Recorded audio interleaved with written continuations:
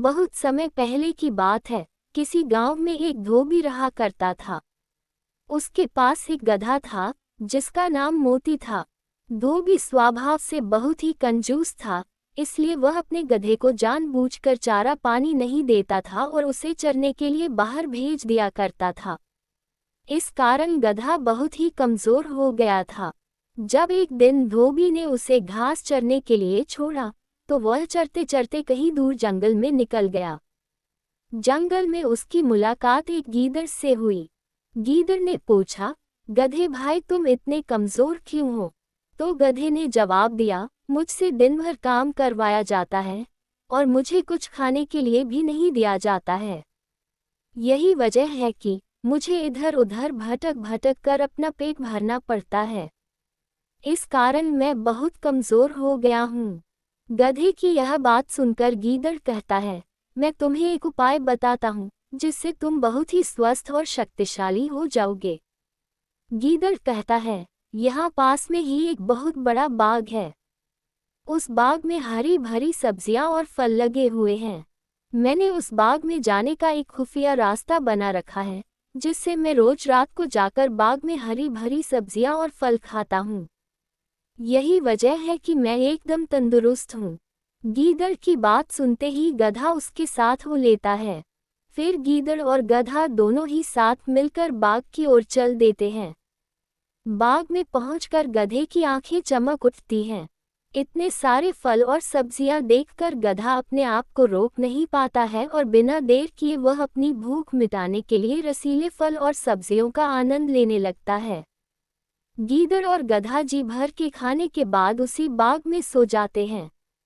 अगले दिन सूरज निकलने से पहले गीदड़ उठ जाता है और फौरन बाग से निकलने को कहता है। गधा बिना सवाल किए गीदड़ की बात मान लेता है और दोनों वहां से रवाना हो जाते हैं। फिर वो दोनों रोज मिलते और इसी तरह बाग में जाकर हरी भरी सब्जियां और फल खाते। धीरे धीरे समय बीतता गया और गधा तंदुरुस्त हो गया। रोज भर पेट खाना खाकर अब गधे के बाल चमकने लगे थे और उसकी चाल में भी सुधार हो गया था। एक दिन गधा खूब खाकर मस्त हो गया और जमीन पर लौटने लगा। तभी गीदड़ ने पूछा, गधे भाई तुम्हारी तबीयत तो ठीक है न? तो गधा कहता है, आज मैं बहुत खुश हूँ और मेरा गाना गाने का मन कर रहा है।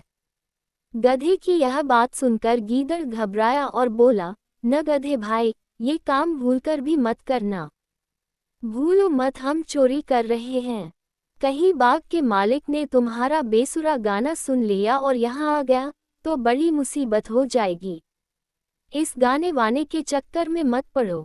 गीदड़ की यह बात सुनकर गधा बोला, तुम क्या जानो गाने के बारे में? हम गधे तो खानदानी गायक हैं। हमारा ढेंचू राग तो लोग बड़े शौक से सुनते हैं। आज मेरा गाने का बहुत मन है, इसलिए मैं तो गाऊंगा। गीदड़ समझ जाता है कि गधे को गाने से रोक पाना अब बहुत मुश्किल है। गीदड़ को अपनी गलती का आभास हो जाता है। गीदड़ बोला, गधे भाई तुम सही कह रहे हो, गाने वाने के बारे में हम क्या जाने। अब तुम बता रहे हो तो मुमकिन है कि तुम्हारी सुरीली आवाज सुनकर बाग का मालिक फूल माला लेकर तुम्हें पहनाने जरूर आएगा। गीदड़ की बात सुनकर गधा खुशी से गदगद हो जाता है। गधा कहता है, ठीक है, फिर मैं अपना गाना शुरू करता हूँ। तभी गीदड़ कहता है, मैं तुम्हें फूल माला पहना सकूं, इसलिए तुम अपना गाना मेरे जाने के 15 मिनट बाद शुरू करना। इससे मैं तुम्हारा गाना खत्म होने से पहले यहाँ वापस आ जाऊंगा।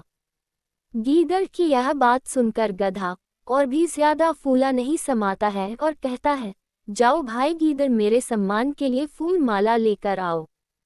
मैं तुम्हारे जाने के 15 मिनट बाद ही गाना शुरू करूंगा।